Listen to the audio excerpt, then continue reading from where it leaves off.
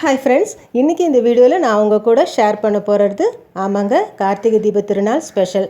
அன்றைக்கி என்னோடய வீட்டில் ரொம்ப எளிமையான முறையில் நான் செஞ்ச அந்த ப்ரிப்பரேஷன் ஒர்க், அடுத்து நான் செஞ்ச ரெசிபிஸ், சாமிக்காக செய்த நைவேத்திய பிரசாதங்கள், இது எல்லாம் தாங்க இந்த வீடியோவில் நான் இன்றைக்கி உங்கள் கூட ஷேர் பண்ண போகிறேன். கார்த்திகை தீபத்துக்கு முன்னாடி நாள் நம்ம பரணி தீபம் ஏற்றுறது ஒரு வழக்கங்கிறதுனால நான் திங்கக்கிழமை அன்றைக்கி வீடெல்லாம் சுத்தம் பண்ணிவிட்டு பூஜை சாமான் இதையும் நல்லா நம்ம வாஷ் பண்ணி எடுத்து வச்சுட்டேன்.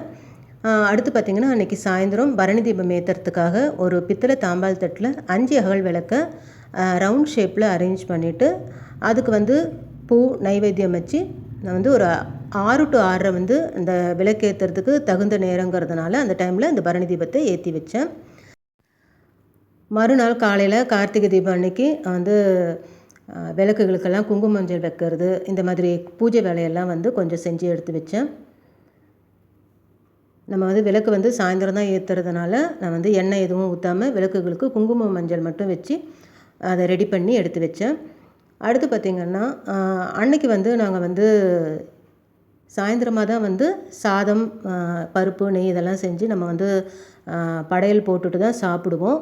அதனால் வீட்டில் இருக்கிற மற்றவங்களுக்காக அவங்களும் பார்த்திங்கன்னா அன்றைக்கி மதியம் எங்களுக்கு சாதம் கிடையாது, டிஃபனே சாப்பிட்றேன்னு சொன்னதுனால இட்லி வடகறி தான் அவங்களுக்காக நான் செஞ்சு எடுத்து வச்சேன்.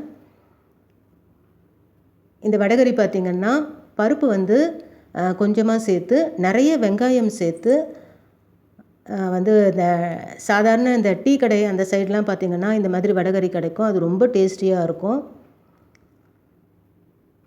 இதில் பார்த்திங்கன்னா பருப்பு நம்ம கொஞ்சமாக சேர்த்தா போதுங்க. வெங்காயம் பார்த்திங்கன்னா அதே ஈக்குவல் குவான்டிட்டி நல்ல வெங்காயம் சேர்த்து இந்த வடகறி செஞ்சோம்னா இதோட டேஸ்ட்டும் நல்லாயிருக்கும். ஸோ அந்த வடகறி தான் நான் அன்றைக்கி ரெடி பண்ணேன். வெறும் இட்லி வடகறி மட்டும் அன்றைக்கி மதியம் ஆக்சுவலாக பிரேக்ஃபாஸ்ட்டும் இல்லை, லஞ்சும் கிடையாது, ஒரு பிரஞ்ச் மாதிரி அவங்க அதை சாப்பிட்டாங்க. ஸோ அதனால் அவங்களுக்கு தேவையான இந்த இட்லி வடகரியை காலையில் ரெடி பண்ணி எடுத்து வச்சேன். இப்போ இந்த வடகரி பார்த்திங்கன்னா இந்த அளவுக்கு தண்ணியாக இருந்தாலும் கொஞ்சம் ஆறுச்சுன்னா பார்த்திங்கன்னா இறுகிடும். ஸோ இந்த ஸ்டேஜில் இந்த வடகரியை நான் இறக்கி வச்சுட்டேன். இது பார்த்திங்கன்னா இதோட டேஸ்ட் பருப்பும் கம்மியாக இருக்கிறதுனால, இந்த வெங்காயத்தோட குவான்டிட்டி ரொம்ப ஜாஸ்தியாக இருக்கிறதுனால, தக்காளி பார்த்திங்கன்னா ஒரு தக்காளி போட்டால் போதுங்க. தக்காளி ரொம்ப கம்மியாக சேர்த்து வெங்காயம் நிறைய சேர்த்து இந்த வடகரி செய்யும்போது இதோட டேஸ்ட்டு சூப்பராக இருக்கும். இப்போ இட்லியும் பார்த்திங்கன்னா ரெடி ஆகிடுச்சு.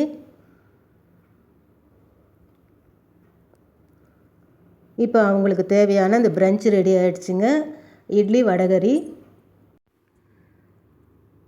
இந்த சூப்பர் டேஸ்டான வடகரி ரெசிபி நான் அடுத்து வர வீடியோஸில் உங்கள் கூட கண்டிப்பாக ஷேர் பண்ணுறேங்க. அடுத்து பார்த்திங்கன்னா அன்றைக்கி ஈவினிங் விளக்கு பார்த்துட்டு தான் நம்ம சாமிக்கு வீட்டில் விளக்கு ஏற்றிட்டு அதுக்கப்புறம் படையல் போடுவோம். அதனால் கொஞ்சம் லேட்டாகவே சமைக்கலாங்கிறதுனால நான் ஃபஸ்ட்டு காய்கறிகளை மட்டும் நான் ரெடி பண்ணி எடுத்து வச்சுக்கிட்டேன்.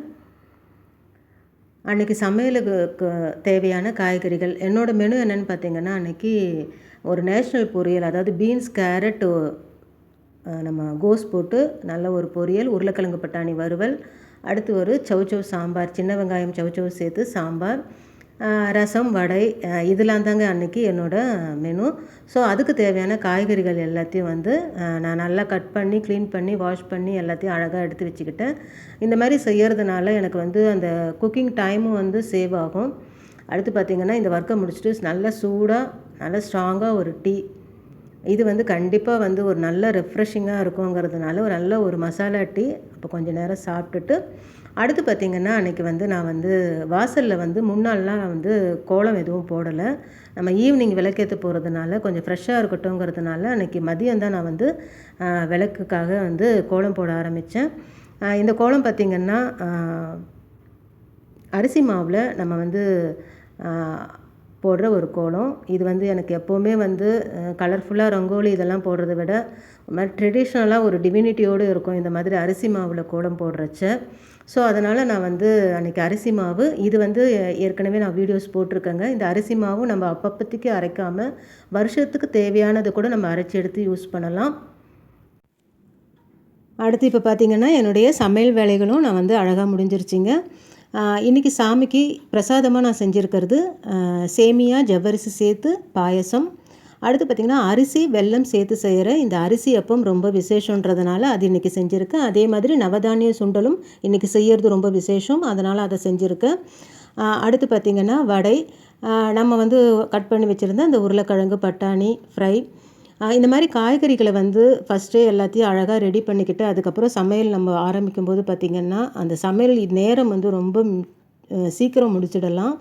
அது ஒரு சின்ன டிப்ஸ் இந்த நேரத்தில் உங்கள் கூட நான் ஷேர் பண்ணிக்கிறேன். நம்ம எல்லாத்தையுமே ரெடி பண்ணி எடுத்து வச்சுக்கிட்டு அந்த சமையல் ஸ்டார்ட் பண்ணும்போது சமையலோட நேரமும் குறைவாக இருக்கும், சமைக்கிறதுலேயும் எந்த ஒரு எதுவும் இருக்காதுங்க. நம்ம எதையும் மறந்துட வேணாம், அந்த அவசரத்தில் செய்கிற மாதிரி செய்யாமல் நிதானமாக அழகாக செய்யலாம்.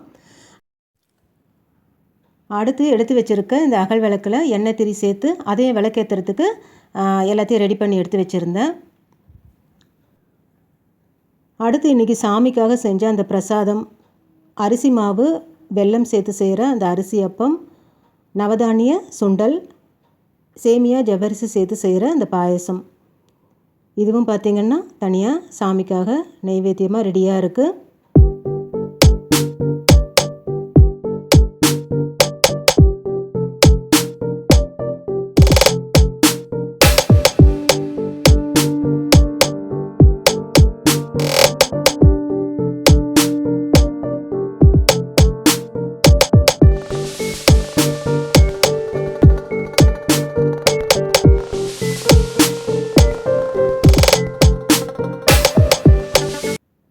எங்கள் வீட்டு கார்த்திகை தீப திருநாளை உங்கள் கூட ஷேர் பண்ணதில் எனக்கு ரொம்ப சந்தோஷங்க. இந்த வீடியோ உங்களுக்கு பிடிச்சிருந்துச்சுன்னா லைக் பண்ணுங்கள், கமெண்ட் பண்ணுங்கள், ஷேர் பண்ணுங்கள் ஃப்ரெண்ட்ஸ். மறக்காமல் சப்ஸ்கிரைப் பண்ணுங்கள். தேங்க்யூ.